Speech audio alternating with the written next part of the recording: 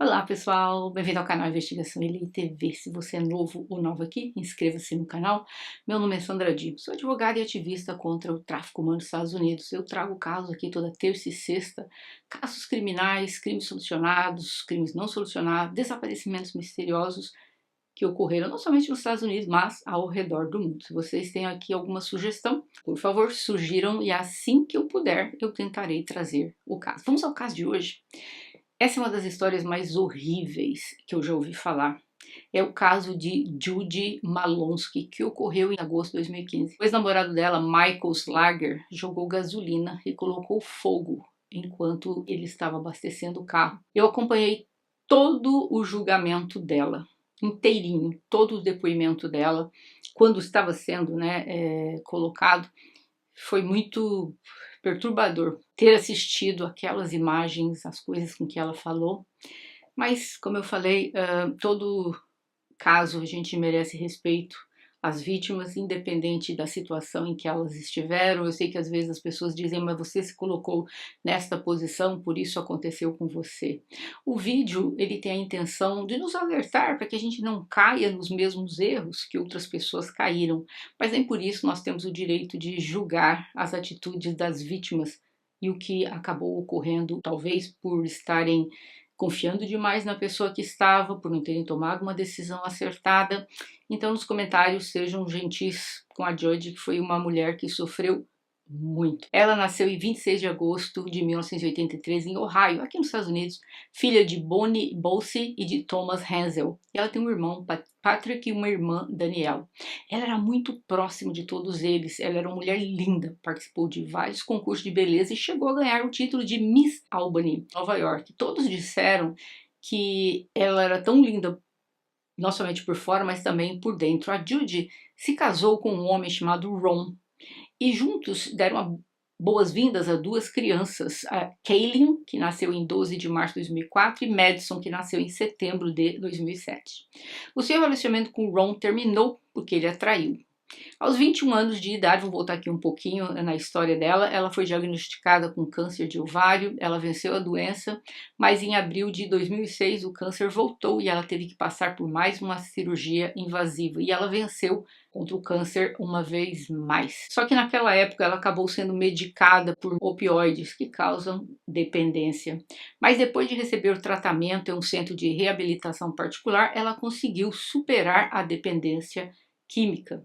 Ela graduou-se em educação na Ohio State University e 9 anos se passaram e ela estava bem. Então, em abril de 2015, ela começou um novo relacionamento com alguém que ela se reconectou online, alguém que ela conhecia do passado.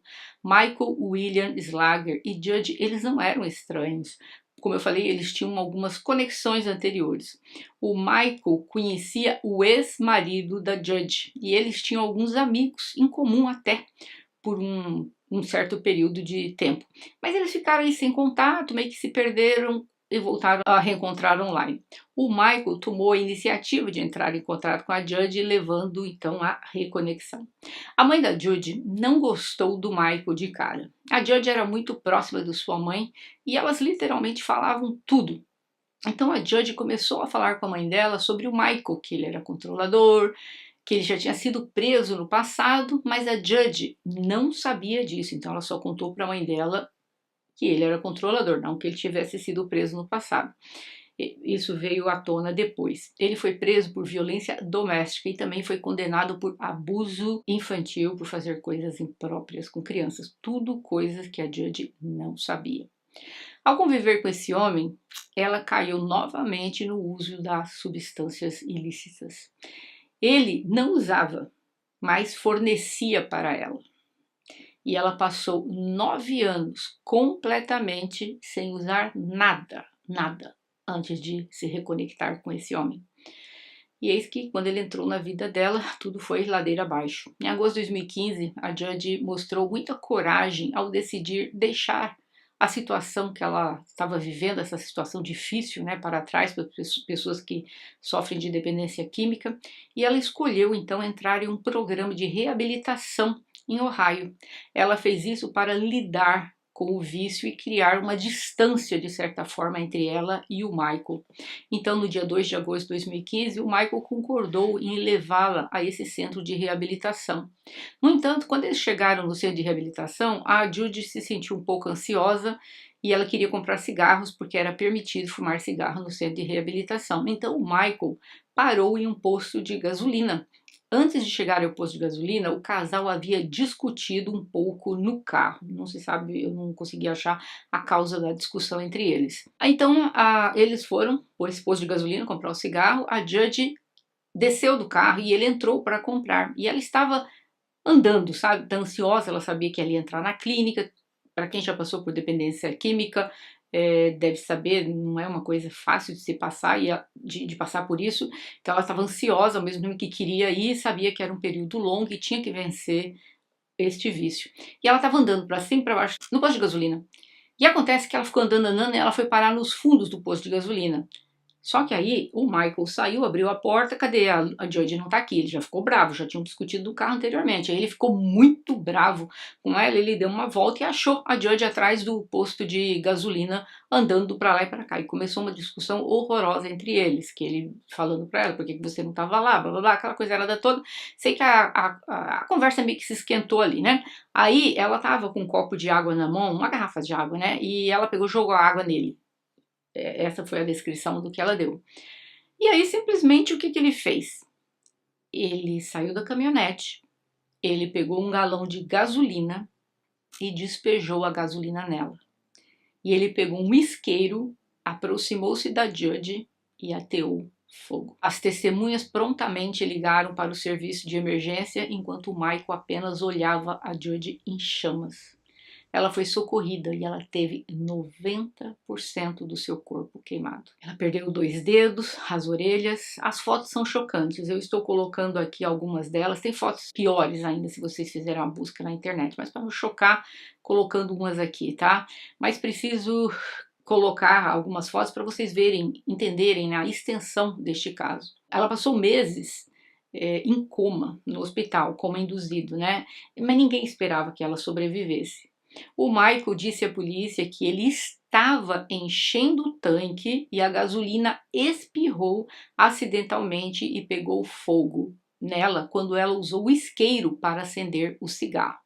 Porém, a polícia não estava caindo nessa história dele e eventualmente, porque tinha umas câmeras que provavam que ele já tinha abastecido o carro, e eventualmente admitiu depois, né, que ele deliberadamente jogou gasolina nela.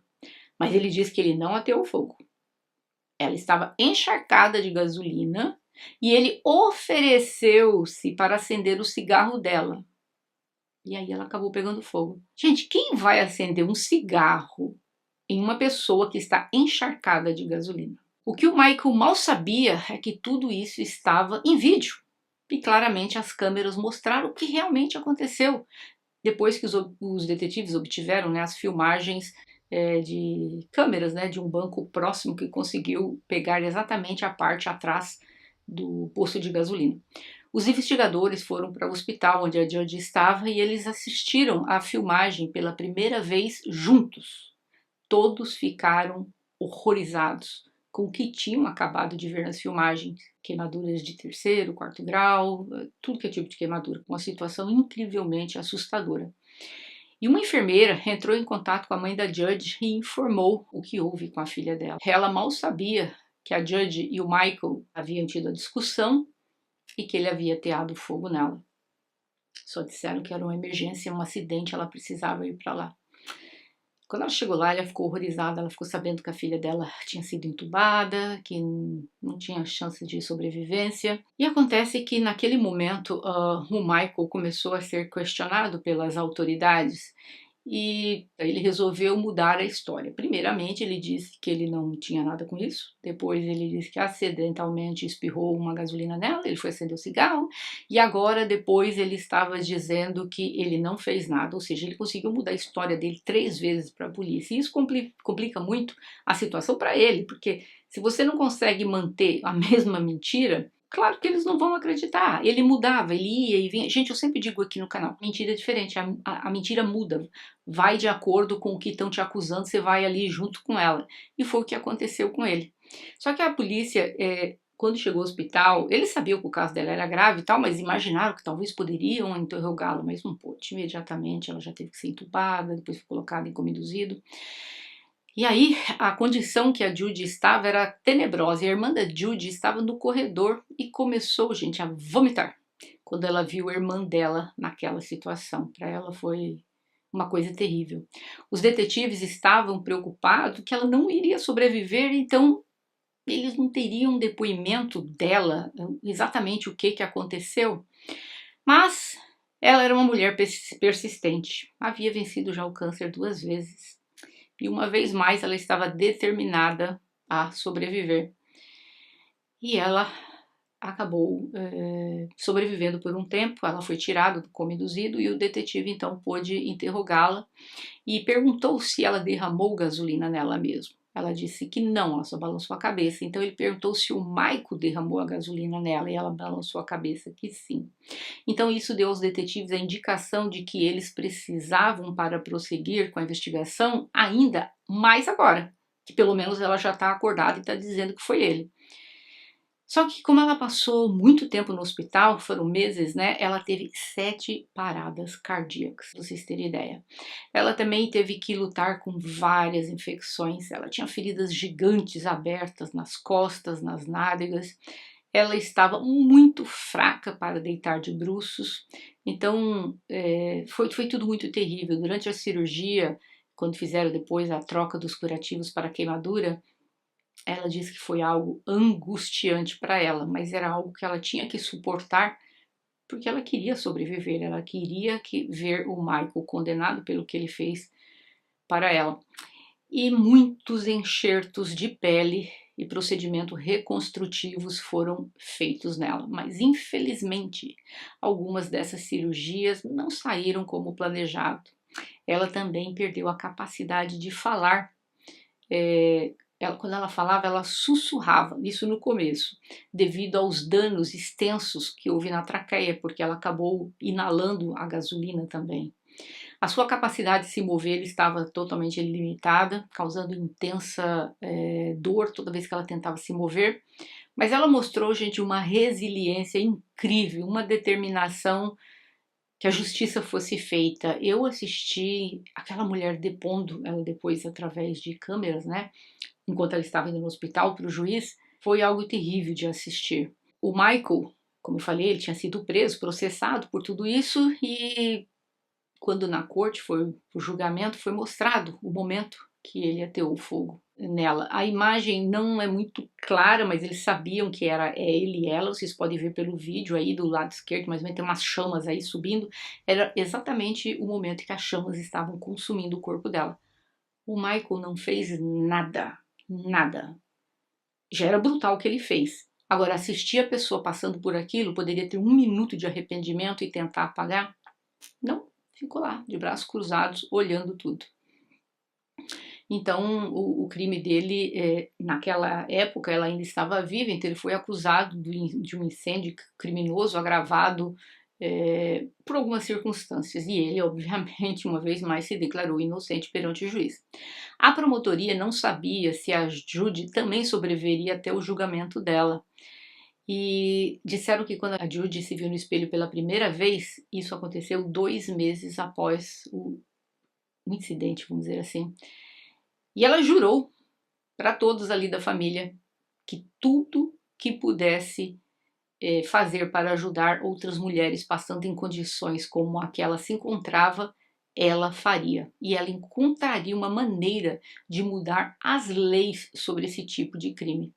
Apesar da sua saúde estar ali em declínio, ela permaneceu decidida em falar tudo o que ocorreu com ela, as memórias vívidas dos eventos gravados na mente dela. O advogado de defesa do Michael tentando pintar o Michael, seu cliente, como um homem que sempre se preocupou com a Judy, que ele jamais teria ateado fogo nela. Então ele resolveu fazer o quê? Difamar o caráter dela, dizendo que ela poderia estar sob efeitos de entorpecentes, que a gasolina espirrou nela por acaso e ela acendeu o fogo.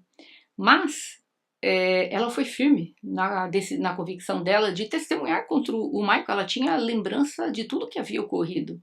No dia da sentença, ele mudou a declaração dele. Provavelmente o advogado conversando com ele e tal, então ele resolveu aceitar essas acusações contra ele. E ele não iria contestar. Então ali ele recebeu naquele dia uma punição de 11 anos, que eu achei baixíssima. Mas essa punição foi alterada depois com o que aconteceu. Mas vamos continuar aqui um pouquinho ainda nessa decisão dos 11 anos.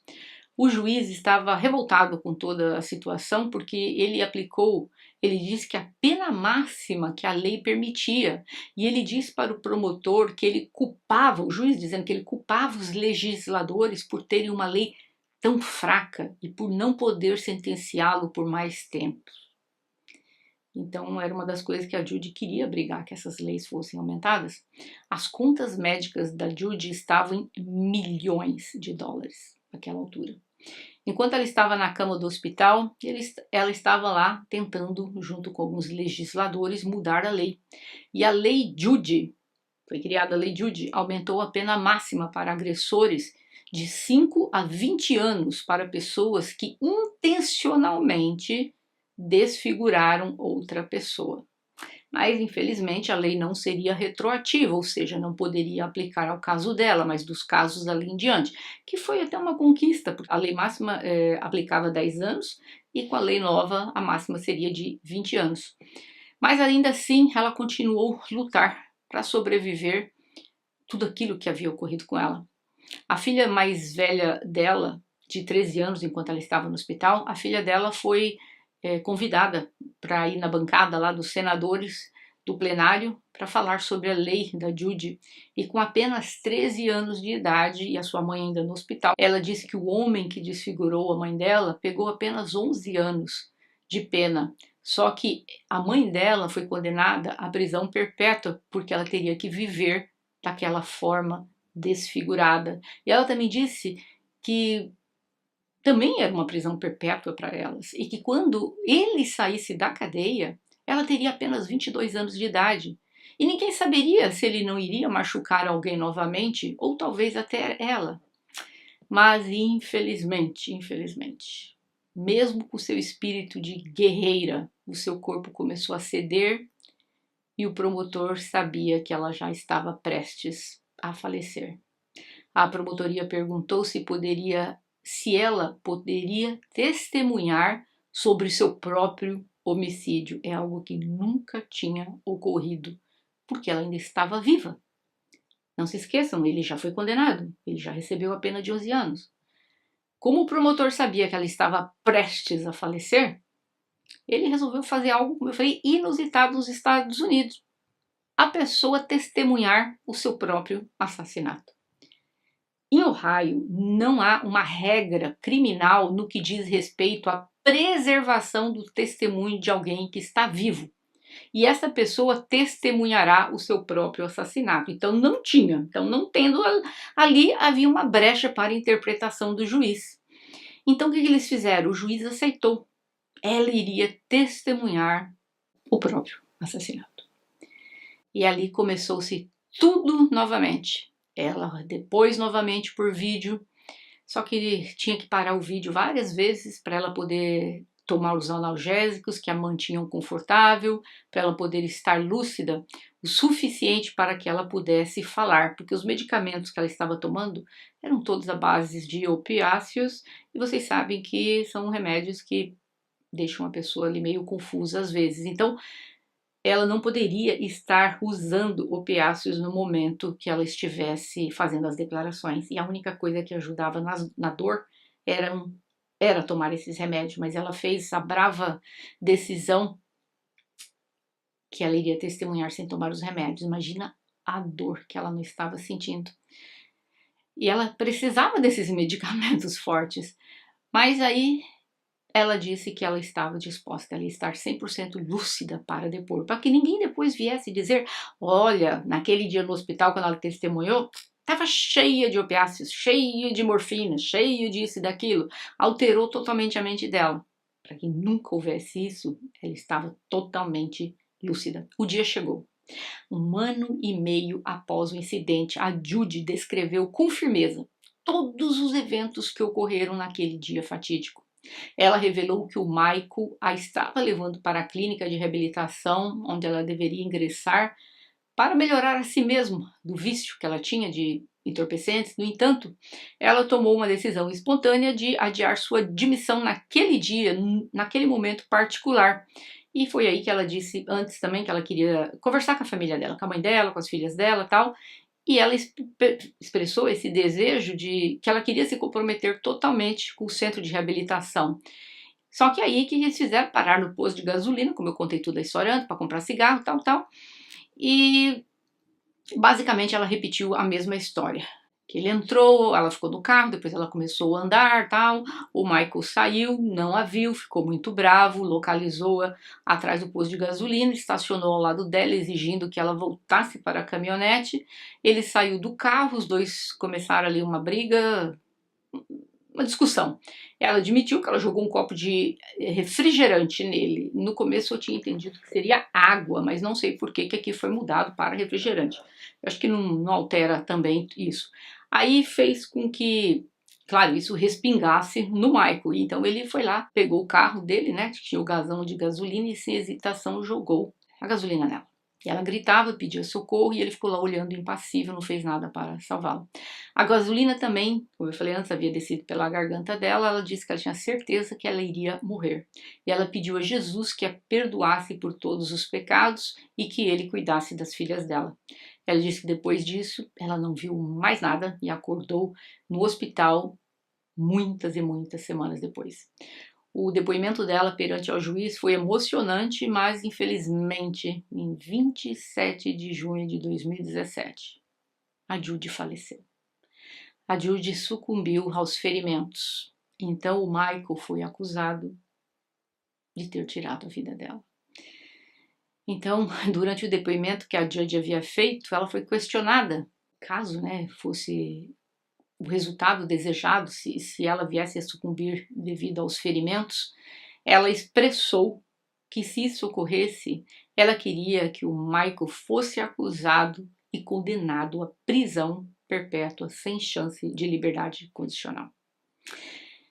Em 5 de julho de 2017, após o juiz colocar a gravação dela, do caso dela, e depois houve a informação do falecimento dela, e o Michael acabou depois pegando a prisão perpétua, sem chance de liberdade condicional.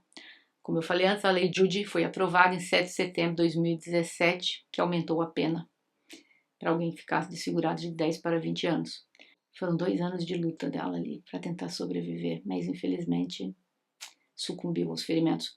As suas filhas hoje são 2 adolescentes lindas, eram adolescentes, eu digo, agora já são umas jovens adultas, vamos dizer assim. Elas lutaram muito pela aprovação da lei que recebeu o nome da mãe dela, e graças a isso, pessoas que foram condenadas passaram a ter penas mais severas, e hoje são 2 meninas lindas que continuam contando a história delas para quem quiser ouvir, que a mãe dela foi vítima deste ato tão abominável. E aqui algumas coisas que nós devemos aprender com acontecimentos quando nós estamos lidando com pessoas que são violentas. O momento mais difícil de uma pessoa, que ela corre mais risco, é o momento que ela decide que ela não quer mais ficar com a pessoa, e esse é um dos momentos de maior ira. Então por isso que eu sempre digo, se você também quer terminar com alguém e você sabe que essa pessoa tem problemas de temperamento, não faça. Você vai dizer, mas eu vou fazer por texto, mensagem de texto, telefone, que seja. Eu mesmo dava um perdido, nem me dava o trabalho de falar uma coisa dessa, tá? Mas cada um. Mas se você está diante de uma pessoa que tem um comportamento como esse homem, não faça nada que possa colocá-la ainda mais em perigo, tipo, tendo uma discussão. Não estamos aqui imputando culpa à vítima, viu, gente? Já deixei isso bem claro desde o começo, mas para aprendermos com o vídeo. Para não estarmos diante de pessoas como este homem, esse monstro. Então, Vocês sabem que estão diante de uma pessoa assim? Não fique num relacionamento desse. Por favor, saia hoje. Eu sempre digo, não tem o dia de amanhã. O dia é hoje para que você não possa ser mais uma Judy na mão de mais um Michael. Então, se você está passando por uma situação, você vai dizer, mas eu não sofro violência física. Abuso psicológico também é abuso e ele pode escalar num piscar de olhos. Então, não se contente com promessas de mudança. Você precisa cuidar de você e você é a única pessoa responsável por isso. Então, vamos aprender com o caso da Judy. Eu sinto muitíssimo pelo ocorrido com ela. Não foi culpa dela o que ocorreu, a culpa é dele que foi o perpetrador. Ela foi mais uma vítima da violência doméstica. Mas que nós possamos saber que há sempre uma saída, e a primeira delas é jamais ficar um dia sequer na presença de homens controladores, de pessoas que estão te abusando psicologicamente. Muitas pessoas vão ficando, porque não tem abuso físico e mal sabem elas. A Judy não sofria violência física por parte do Michael, mas a primeira vez que ela sofreu, deu no que deu. Ele era controlador? Era. Ele tinha um comportamento meio errático, violento? Tinha. E olha como tudo aconteceu. Então esse é o caso de hoje. Eu gostaria de saber de vocês o que vocês acham da pena imposta pela nova lei, eu digo, mínimo de 5 anos, máximo de 20, quando a pessoa se ficar desfigurada. Eu ainda acho pouco. Sabe por quê? Porque aqui nos Estados Unidos, uma pessoa faz tráfico de entorpecentes, ela pode pegar prisão perpétua. Se você pode pegar prisão perpétua por tráfico de entorpecentes, se você desfigura uma pessoa, mesmo que ela viva, você desfigurou essa pessoa, você só vai pagar 20 anos? Quer dizer, a pessoa que desfigurou você, a índole dele é melhor do que o que estava traficando entorpecentes, porque ele pegou prisão perpétua? Eu, na minha opinião, a sentença é baixa, deveria ser prisão perpétua, mas eu gostaria de ouvir a opinião de vocês. E se vocês gostaram desse vídeo, deixa aí o gostei para o YouTube entender que esse vídeo é bom e recomendar para outras pessoas. Eu vejo vocês em breve também.